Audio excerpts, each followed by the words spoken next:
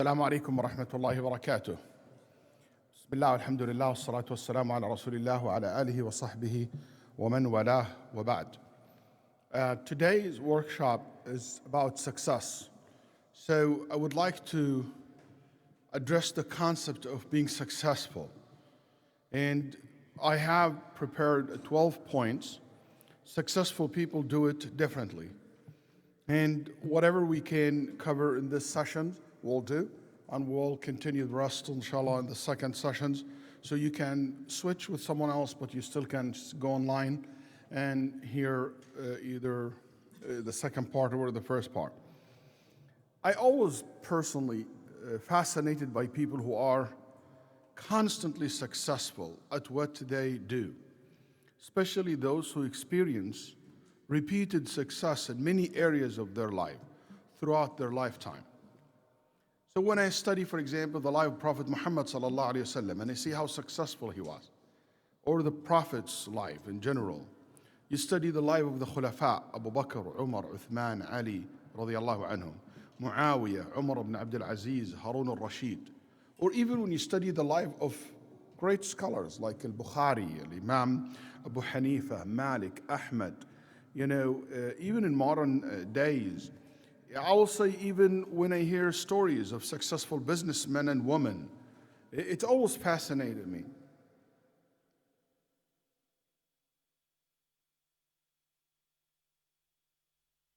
I remember once meeting a sister, fully covered, hijabi sisters. She run a business that's worth, according to her, about $40 million. And another one run a business that major supplier to Boeing, and she run the business. And basically manufacturing some parts related to the jets, and very involved in the business. And she was coming to one of my classes once. So when I see things like this, I'm like, wow, this is very interesting. I'm very happy to see successful people. When somebody tell me that I came to this country, only making a minimum wage, and I barely survive. I even sometimes will get, government support. But now, alhamdulillah, I support hundreds of families. I have hundreds of employees. I am contributing to the society. I'm a multimillionaire person. I'm very happy. And I would like to know how they achieve their success. Okay, when I hear of a young man who's telling me that I finished Hifz al-Quran, somebody, decided to start his life over and be able to overcome difficulties and challenges in his life and became successful. I'm very fascinated to know how, what motivated them, what made them successful. So even reading about them and reading about their stories, like I remember one of the most fascinating stories for me was the story of Honda, Mr. Honda, the famous car. If you read his story online, how he was able to be very successful and to bring his business back after it was crushed multiple times in his lifetime. And many people like this. It's just an amazing and inspiring, stories, athletes, and many we can talk about. So what will be the secrets behind their success? What they do differently that make them very successful? We hear as Muslims 15 times, and according to some madhahib, 20 times, the word hayya ala al-falah, come to success. So that means there is a call upon us 15 times at least a day to achieve success. And definitely this success cannot be only limited to the success in the akhirah. Yes, this is the greatest success. This is the best success. But also can be understood and should be understood as an invitation for us to be successful in our life. We all have our own examples of super successful people, like those who we admire. But how do they do it, achieve it? This is what I would like to put some shade on today. So we'll take this as a role model for us to achieve success in this life and as well in the akhirah, inshaAllah ta'ala. Over the years, I have studied the lives of numerous successful people. I learned that most of them were not born into success. They simply did it and continue to do things that help them realize their full potential. Most of the people that I know and I studies, I mentioned, they were not born very successful by just like that, by luck. No, they actually work hard until they achieve that success. And here there is some few points that I would like to engage with you, inshallah, as we go over these points. I think number one, for me as a Muslim and for all of us as Muslims, we have to realize, وَمَا تَوْفِيقِي إِلَّا بِاللَّهِ, that Allah subhanahu wa ta'ala is the one who guide and open the hearts. Because this is fadl, grace and bounty from Allah subhanahu wa ta'ala, and gifts from Allah subhanahu wa ta'ala that He give it to whomever He wishes. وقالوا الحمد لله الذي هدانا لهذا وما كنا لنهتدي لولا أن هدانا الله. We've been guided to do this. It is because Allah subhanahu wa ta'ala guided us. Allah subhanahu wa ta'ala opened. There is so many people try, but Allah subhanahu wa ta'ala guided some people to be able to make it. And that's what we call al-hidayah al-kawniyah, which is a general type of hidayah, which is Allah give it to the mu'min, to the kafir, to the fasiq, to the righteous. Many people try business, but you know what? Some of us became very successful in their business. Many people tried to sell things through Amazon, but you know, few were able to be successful. Many people tried to sell things to be real estate, but not everybody was successful. And part of that success, there is basically points you have to take in consideration, but also there is in one element we know for sure it has to do with Allah subhanahu wa ta'ala being the one who blessed you with it. Whatever knowledge you have, whatever experience you have, all the rest of the 11 points that I have, if you have them all, and Allah subhanahu wa ta'ala did not give you tawfiq and success and open the door for you, no matter what you have, you will not achieve it. But I want to guarantee you something, that Allah never ever going to be against you. And Allah subhanahu wa ta'ala have put a system that He reward you according to that system. He will not see you working hard, then give you nothing. He will not see you taking all the necessary means and you're removing the hindrance, then He said, you know what, I just don't like you. I don't like the way you look like. Allah doesn't deal with us like that. Allah subhanahu wa ta'ala give us according to our effort. But we have to realize that that giving in the end of the day should be attributed to Allah. La hawla wa la quwwata illa billah. What that means? Anybody knows in the audience? What that means? La hawla wa la quwwata illa billah. That's why when He said, come to success, we said, La hawla wa la quwwata illa billah. No power or might except from Allah. Yani, Ya Allah, I will not achieve that success only because of my power, my abilities. That also because of your blessings and grace and mercy. We need to take the necessary means, but also in the same time, we have to have our trust and refer the success to Allah subhanahu wa ta'ala. So many times we look at the means, but we don't connect our heart with Allah Azza wa Jal. And I give you example. I used to run a conference, since we are in a conference here. I used to run a conference, it's called Texas Dawah Convention. At one point we had maybe 5,000 plus people coming to the conference. It was, alhamdulillah, growing and very successful.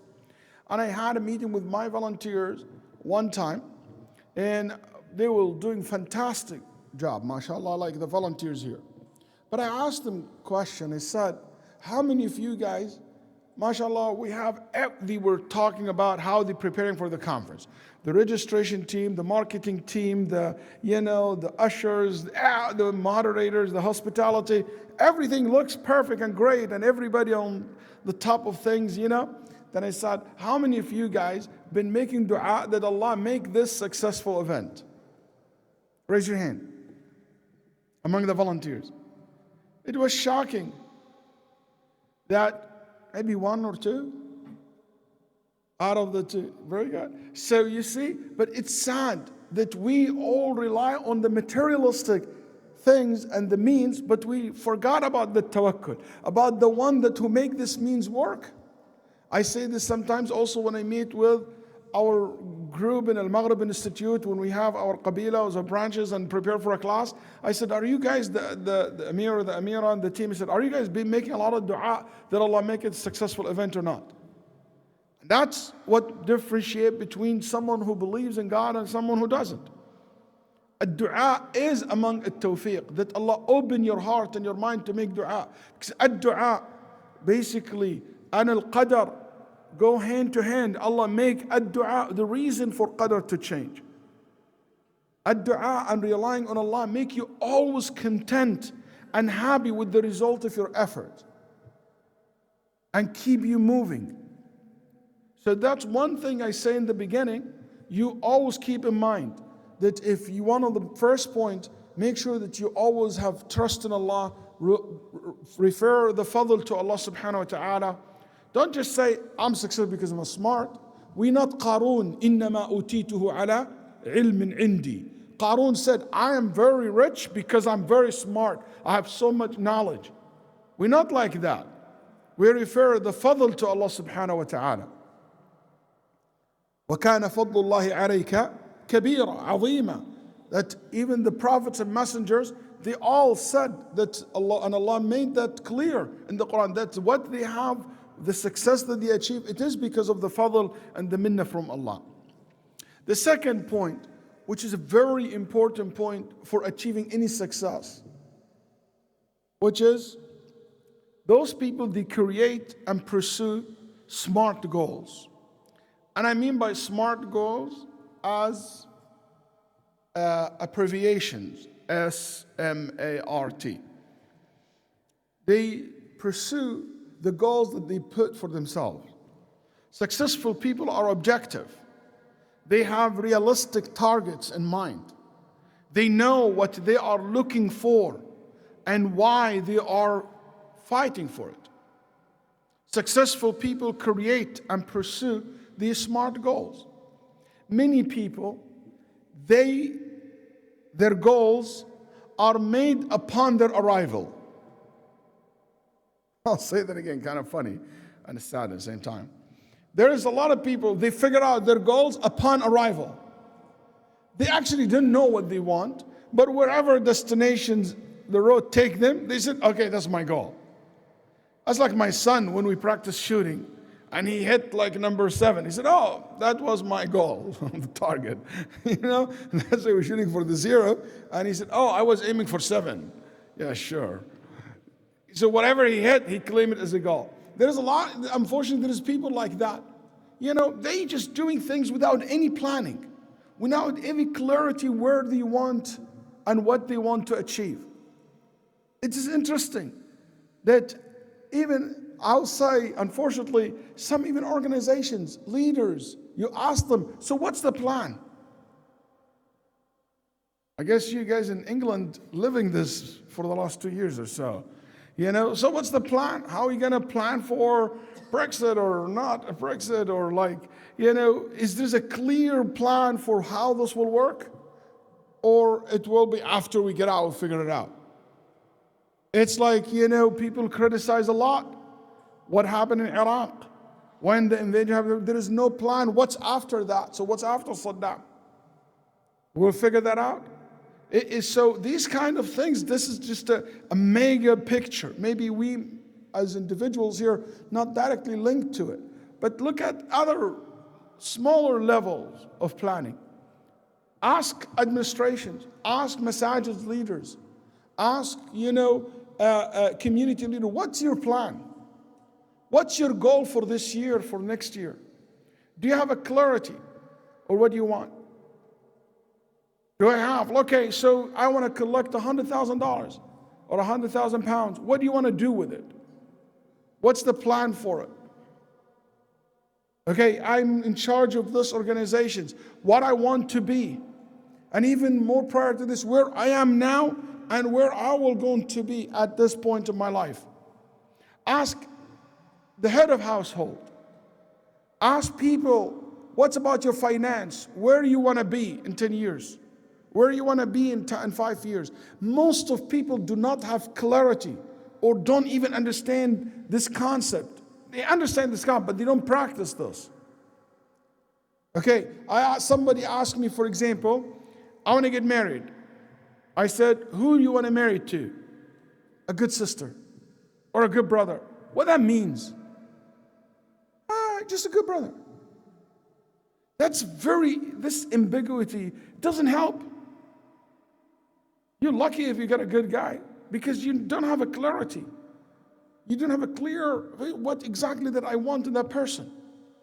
I want a religious person. What that means, I don't know really, it's religious. But what about a religious guy but so stingy? What about a religious guy but he is abuser? What about a religious guy but he is, or girls or whatever, but they are dirty and stinky and and can't even live well. Their lifestyle is not like at all healthy to be around. Oh no, I don't. So why? You don't even think about it. You don't have a clarity of what you want.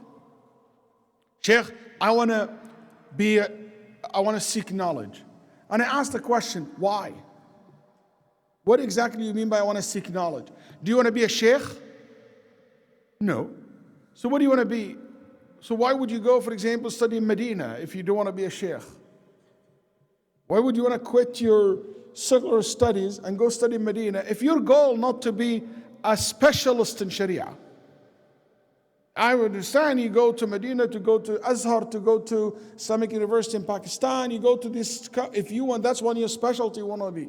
If you want to learn general understanding of Islam, there's other options. And instead of you taking 8 years of your life, to study things that is only meant to graduate a specialist. Or you want to be an Islamic teachers? So people don't have clarity of their goal. That's why they take any road. And not necessarily to achieve the goals that they want to be or they want to achieve. Look at Musa alayhi salam. Very clear goal. I want to take Bani Israel out of Egypt to the promised land. Look at the goal of all the prophets. اعبدوا الله ولا تشركوا به شيئا. Very clear. That's my goal. That's what I want. Look at Muhammad sallallahu alayhi wa sallam. Look at the life of those successful people. When I teach about the life of Umar ibn al-Aziz, I said one of the things that amazed me about Umar ibn al-Aziz, he has very clear vision. It's like Umar ibn al-Khattab radiallahu anh, has a clear vision that he wants to build a state, and what we call in the modern sense today. That's why he established it to be established foundation that until today we are benefiting from it. Establishing the Dawaween, establishing, an official army, listed number of people in the army. He basically has a plan. He said, if I live to next year, the widows of Iraq, they will never ask someone for sadaqah again. قال لو عشت إلى قابل لن تسأل من أرامل العراق امرأة قط تحتاج إلى السؤال. Umar ibn Abdul Aziz, the same thing. Has a clear vision. He want to spread the sunnah. And guess what? He did. He had a clear vision to preserve the sunnah of the Prophet ﷺ, and has a clear vision to establish justice in society, to raise the economy of the country.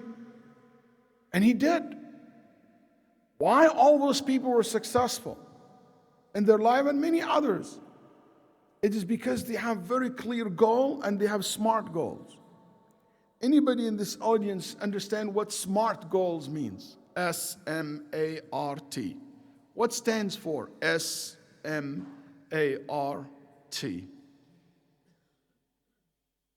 Let's start. S, what do you think S refer to? That's very ambiguous. Specific, very good. SMART goal. S stands for specific. Your goal has to be specific. You saying, for example, I want to be a student of knowledge.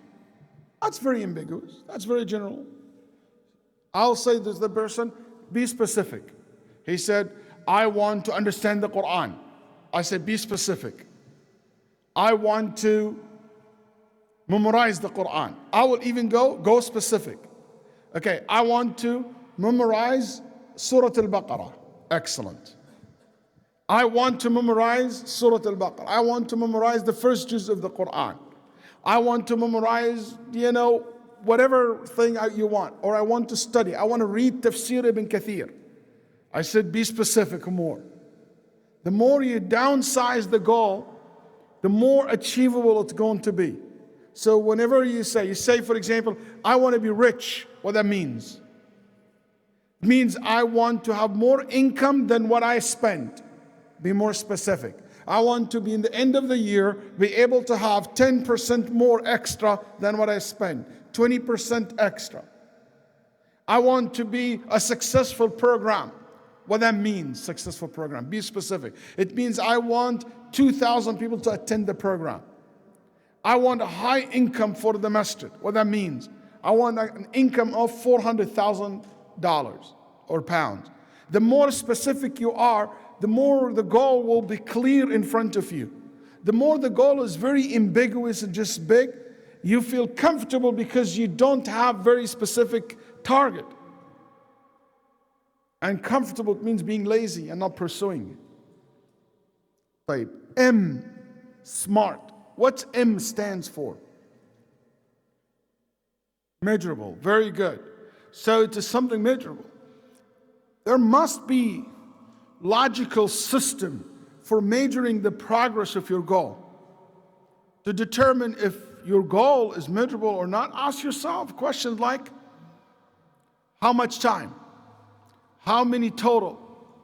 How will I know when the goal is accomplished? So this is when you measure your progress, you stay on track. So that's something you have to keep it. So if it is, for example, I want to memorize Surah Al-Baqarah. How can I will take how much time on that? Okay, so how I'll measure that? I'll say every week I will check, did I memorize one page? I can measure it. Okay, if I want $100,000, that means that's how many people register, by how many times. So I can't measure that. But if something not measurable, you know what, I want to, even if you ask yourself, I want to increase my iman. How would you measure that? I want to see, I measure it by, did I increase my salah? Did I do more donations?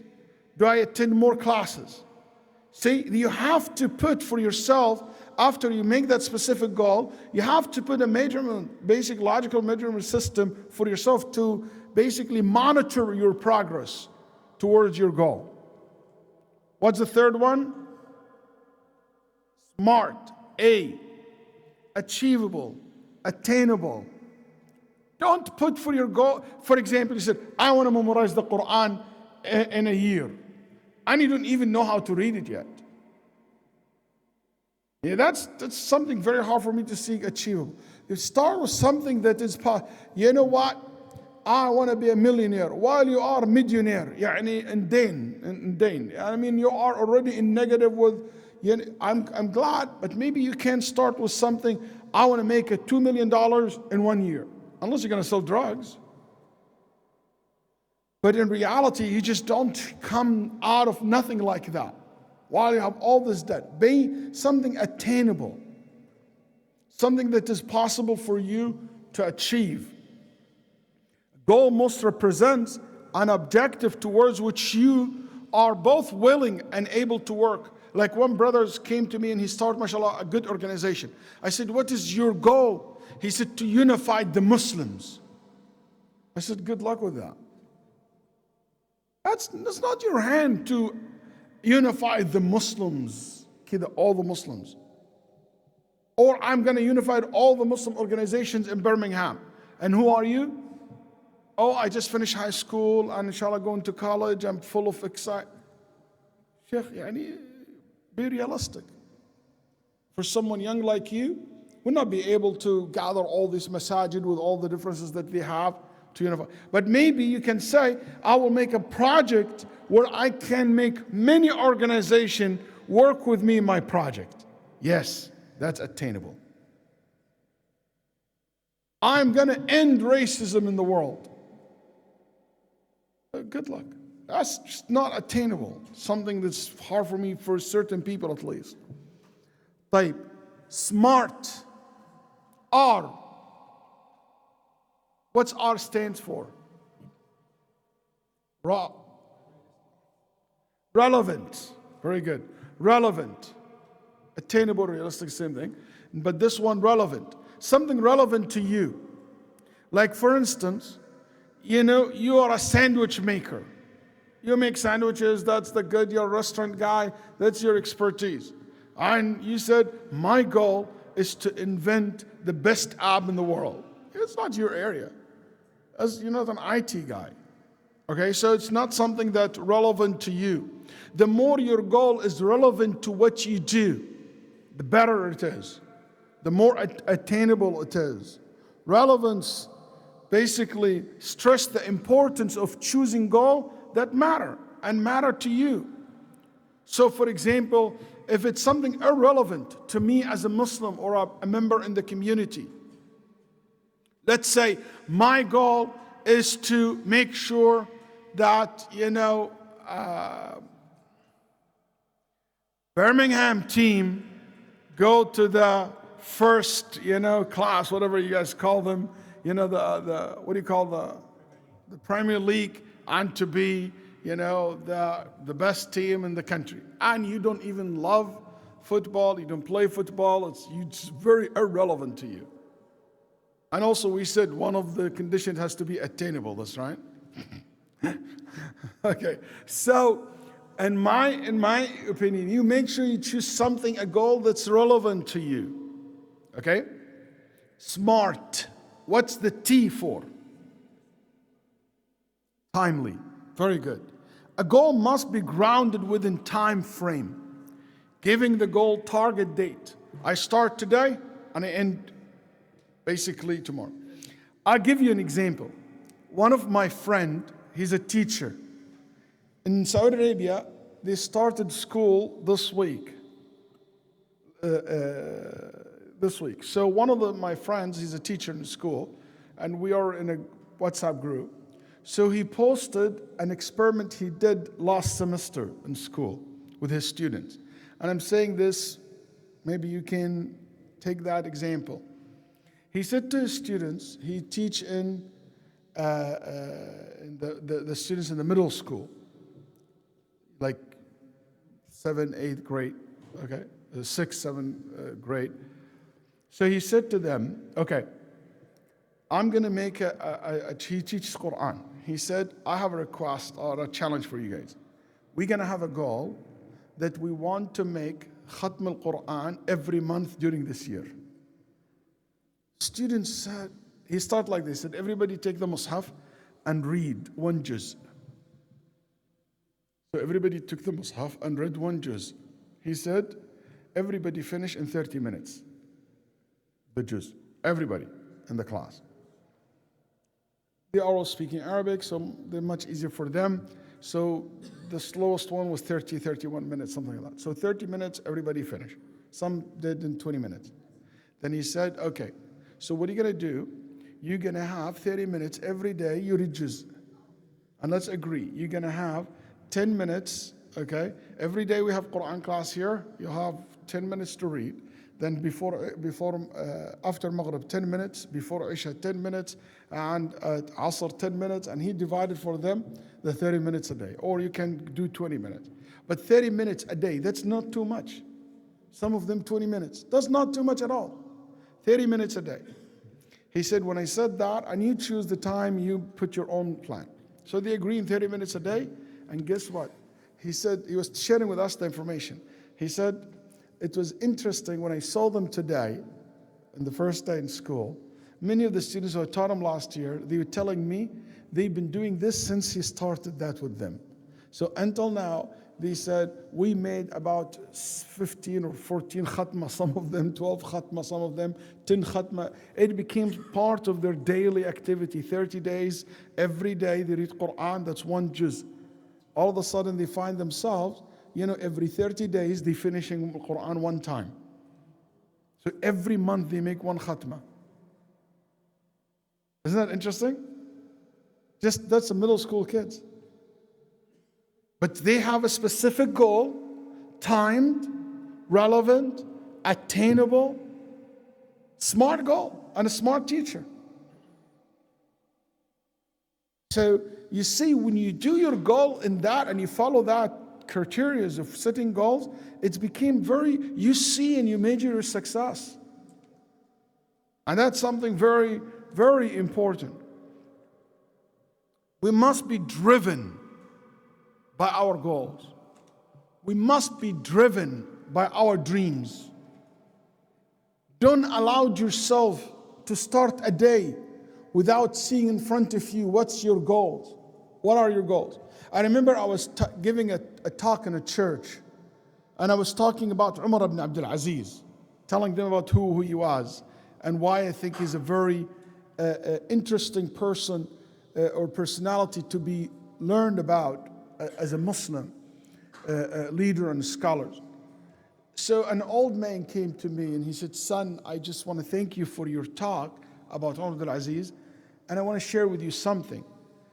Because one of the things about Umar Abdul Aziz, I spoke a lot about it, is him being a very goal-oriented person. So he took his wallet out and he picked a piece of paper, very old, like old piece of paper. And he said to me, "Look, I wrote this paper long time ago. In it, 5 goals I want to achieve in my life." I caught a couple of them. One of them is to travel around the world, to have a house by the beach, So 5 goals. And he said, all my life, Shaykh, anytime I'm about to make a major decision, I pick this piece of paper and I look at it and I see, is that decision will help me to achieve these 5 goals or not? If it does, I do it. If it doesn't, I let it go. That's the beautiful things about setting goals that make you focus like a laser beam. It make you set your priorities straight, not to be all over the place. As an imam, for example, in my masjid, I have a theme every year for my masjid. This year it's about family matters. Family comes first. So I focus all my work, all my events about family issues. But if I don't have a goal like this, I will be every Jummah I think about what can I talk about today. And I will be all over the place. And I don't have a very clear roadmap what I want. I know even next year what I want to be focused on as a community leader. So this is something so important in your life. You need to change your lifestyle to be based on goals, not to be driven by goals, to be driven by your dreams. Remember, not this khutbah, the khutbah before I told you, when Martin Luther King was standing there in the steps of Washington, D.C., addressing this basically march, and he said to them, and he gave the famous speech when he said, "I have what? I have a dream." Very famous speech. And it became like an iconic word. I have a dream. Can you imagine if Martin Luther King that day said, "I have a problem," and instead of "I have a dream"? He will not be achieving what he achieved. It's a big difference between us as individuals, as family, as community, as country, driven by our problems versus driven by our dreams. We should not let our problems and fear drive us. We should let our dreams and hope drive us. That's what's so beautiful. The first thing, Nabi Sallallahu Alaihi Wasallam said, "Man asbah wal akhirah akbar hammih." If you wake up in the morning and al-akhirah is your main concern, that's a goal for you to achieve. Every day remind, so you are driven by that goal. The goal is to achieve Jannah. It's to make sure that you secure for yourself a place in paradise. So this is one of the most important things successful people doing it differently.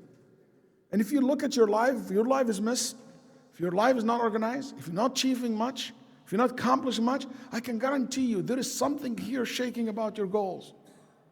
You not have a clarity in your goals, you don't take it serious, and some people said even smarter.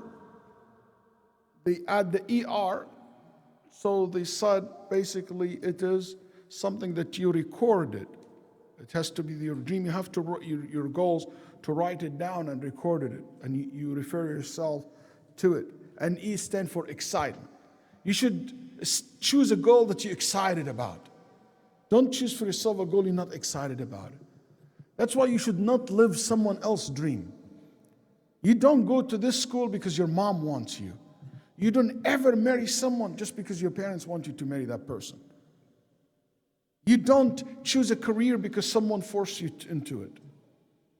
You do it because you're excited about it. Choose the thing that makes you feel excited, interested in. I think we have, that's it, time, 5 minutes? Excellent. The next point, successful people, they take decisive and immediate action. Sadly, very few people ever live to become the success story they dreamt about. And there is one simple reason. Why? They never take action. That's it. That's mainly the reason. They never take action. They keep saying, someday, one day, someday, one day, one day, one day, one day. The last time I checked, there is no one day. There is Saturday, Sunday, Monday, Tuesday, but I never heard of one day in the week. That's why it never come. If you're waiting for that one day to come, it's not going to come because it's not in the days. If that's all what you're living on, like one day, inshallah, someday, someday, someday, okay, good luck with that. شوف القرآن يا أيها المدثر قم فأنذر. Decide immediately. Stand up and go and warn and deliver the message right now. This mediocre attitude not taking us anywhere. وإذ صرفنا إليك نفرا من الجن يستمعون القرآن. The jinn came and they were listening to the Quran. فلما حضروه قالوا أنصتوا فلما قضي ولوا إلى قومهم منذرين. Immediately, when he finished reciting the Quran, they heard the message, they went back immediately to their people, giving the message to them. The acquisition of knowledge doesn't mean that you are growing. Right? I want to be knowledgeable doesn't make you knowledgeable. You know, I always say, I don't know if you heard this from me before or not. I don't come here very often, but maybe some of you heard me saying this before.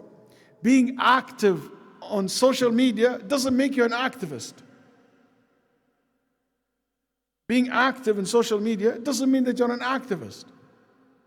You know, you need actions. You need to go organize and put people together and take actions, make real change on the ground, you know, organize people, lobby over an issue that is important to society. That don't make you an activist.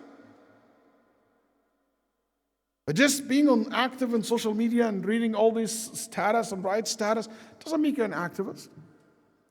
Growing happens when what you know changes how you live. And that will happen when you take action. So many people live in a complete dance.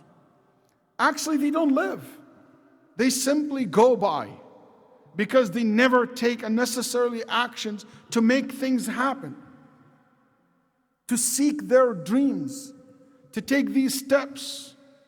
It doesn't matter if you have a genius IQ, a PhD in quantum physics, but you can't change anything or make any sort of real world progress without taking action. You will never, no matter how smart you are. There is a huge difference between knowing how to do something and actually doing it. Huge difference. Knowledge and intelligence are both useless without actions. It's as simple as that. Remember this. Knowledge and intelligence useless without action. That's why in Islam, الَّذِينَ آمَنُوا وَعَمِلُوا الصَّالِحَاتِ, we never separate the two from each other. We learned this from day one. وَالْعَصْرِ إِنَّ الْإِنسَانَ إِلَّا الَّذِينَ آمَنُوا وَعَمِلُوا الصَّالِحَاتِ. That's called hypocrisy, talking about things, but you never practice it. You never take actions. Success only comes before hard work or work in dictionary, not in real life. You only find success before work in dictionary. But in real life, work comes before success.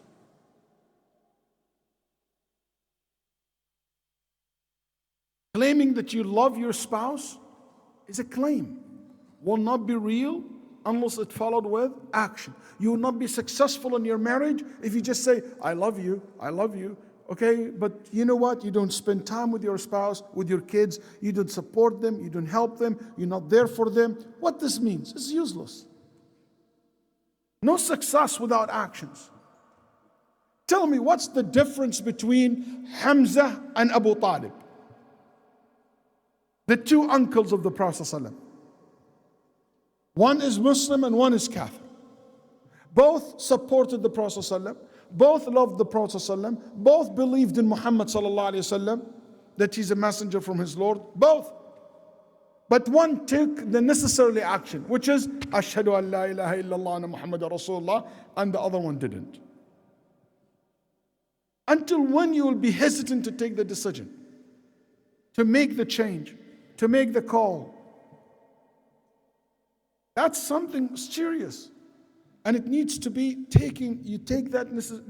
Now you heard about, for example, an idea of how to finish the Quran or to make Khatm al-Quran. It's going to be just a talk unless it will translate to an actions. So the main difference I have seen in successful people, that they actually take actions. They just don't stay passive. I guess my time's up. So we took three important points. Number one, that successful people do is tawfiq min Allah. You all remember that your tawfiq and success comes from Allah. We talk about SMART goals. They basically have SMART goals, smarter goals, and also they take actions. There is the rest of the points, inshallah, you can listen to it. I want you to go maybe experience someone else in another workshop with someone else. But I will continue my talk, and you can listen to it, inshallah, online if you go to someone else's lecture. So this way everybody will benefit from it, inshallah ta'ala. We also have 5 minutes break, then we'll start. Okay. Thank you. Assalamu alaikum wa rahmatullah.